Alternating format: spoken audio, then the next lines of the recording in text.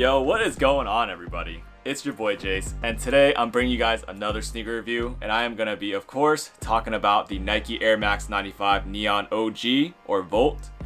And I'm going to be covering the colors and materials, and I'm also going to be comparing them to the 2011 Solar Reds that I have. And I'm going to be covering the design differences and covering any other changes that they have made. So without further ado, let's get right into this video.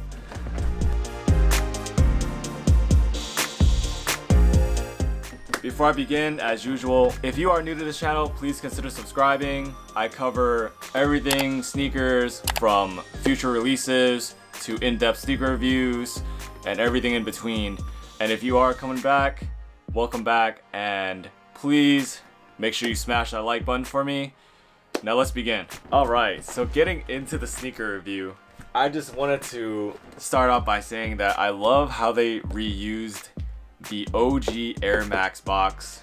I think it's a great little detail that they included.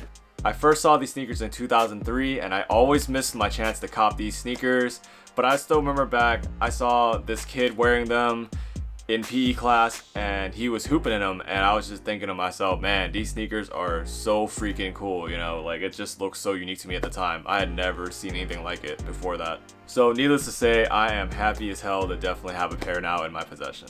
Now getting into the colorway and color blocking of the sneaker, I absolutely love how it goes from the lightest gray at the top all the way down to a dark gray, and then eventually fading into just a straight up black for the outsole. And then you have a nice hit of contrast with this almost translucent, loosely woven white mesh, where you can see nice hits of Volt coming through for the eye stays. And then you'll also see nice hits of Volt on the tongue embroidery, also on the embroidered swoosh logo, as well as inside of the air soles on the forefoot and in the heel. So moving on from the colors into the materials, from the front, you are going to have a nubuck for the vamp, as well as the overlaid side panels.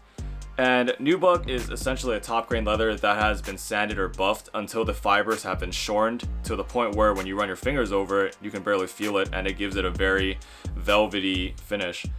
And then moving up from these sections, you are going to see a lot of mesh panels, and all of these woven panels are going to definitely help with breathability here.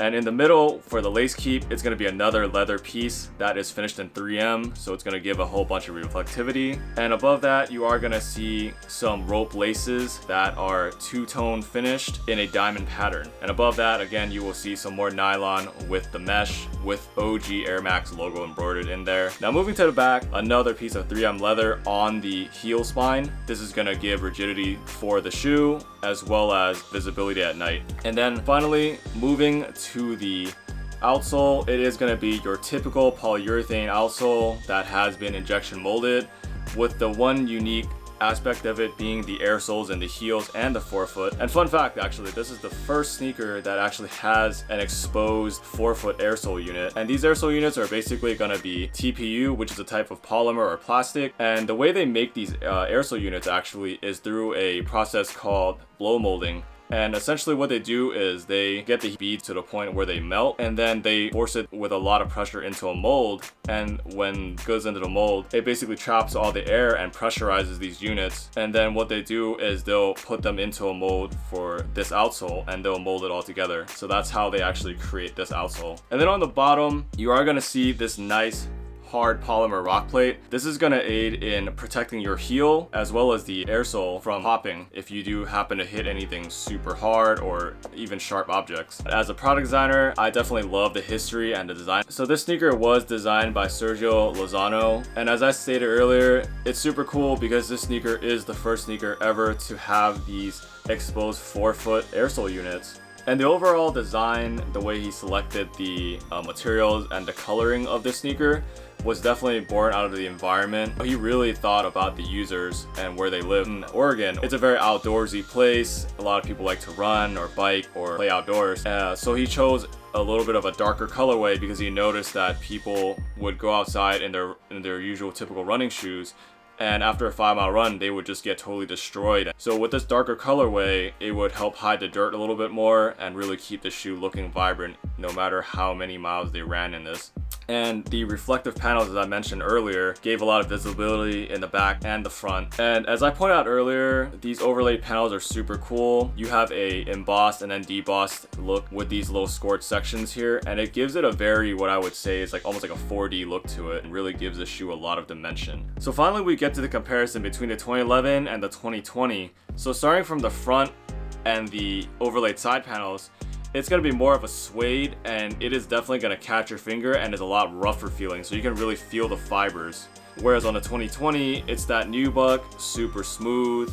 Now moving on to the sock liner, the 2020 is going to be a woven mesh, and it's going to be a little bit rougher feeling but more breathable. The 2020 is going to be a felt material. It's going to be smoother when you're wearing it, but it's probably not going to breathe quite as well. So it will probably trap moisture a little bit more. Getting to the air units, you will see that on this side profile that the 2011 actually protrudes out more similarly to the original 1995 pair, whereas the 2020 pair is very recessed, so it's quite a bit smaller. And it's also true on the side air sole too. You can actually see that this one kind of pokes out, but this one doesn't poke out at all. And then on the swooshes here, you can also see that the 2011 pair has a black outline, whereas the 2020 does not have any outline or a stroke.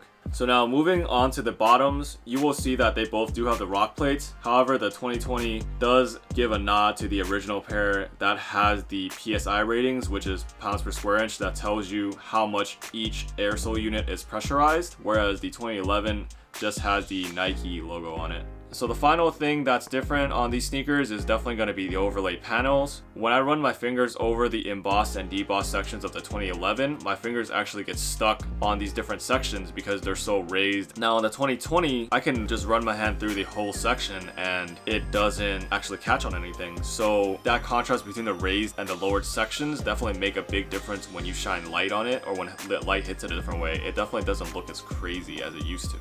Now we move on to the fitment.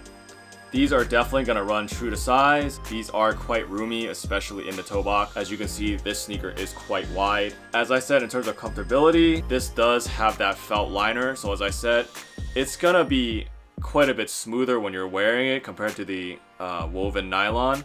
But this will definitely trap a lot more heat and a lot more moisture as you wear it, especially if you're wearing these for long times. Now as for the air soles themselves, just from me testing them, it definitely feels like these ones are a little bit softer compared to the 2011s, so I think that these are going to definitely be a lot softer and provide more of a cushion feeling compared to the old ones. So anyways, truly iconic shoe. I'm so glad to finally have a pair in my collection. But unfortunately, even when compared to the 2011 pair, a lot of the details definitely, don't stack up to the original quality, especially with the overlaid panels.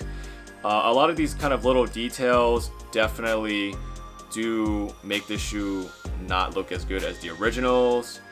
There are also, just some little defects here and there, such as these scratches on the air bubble and the glue marks on some of the sections of the outsole.